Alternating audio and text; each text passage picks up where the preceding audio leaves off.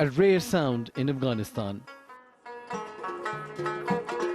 A musician and driver, Akhtar has lived in a refugee camp since his childhood.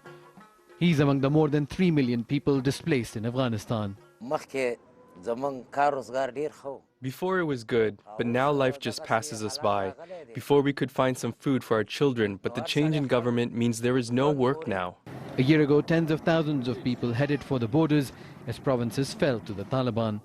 Many in Kabul rushed to the airport as the Western-backed government collapsed. After taking refuge abroad, Ashraf Ghani's denied that he escaped with suitcases full of cash.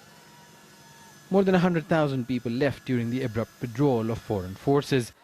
The economy collapsed, and the US froze billions of dollars of foreign reserves.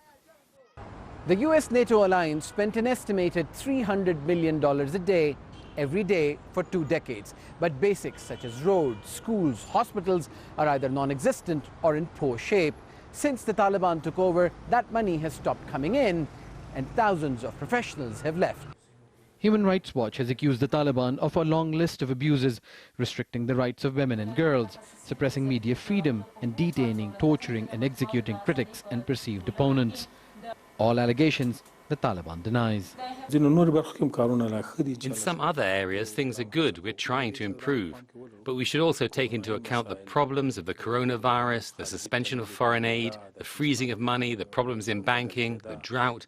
All of these together have increased the problems for the people of Afghanistan.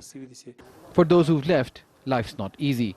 More than half the 20,000 Afghans who reached the UK are still in temporary accommodation.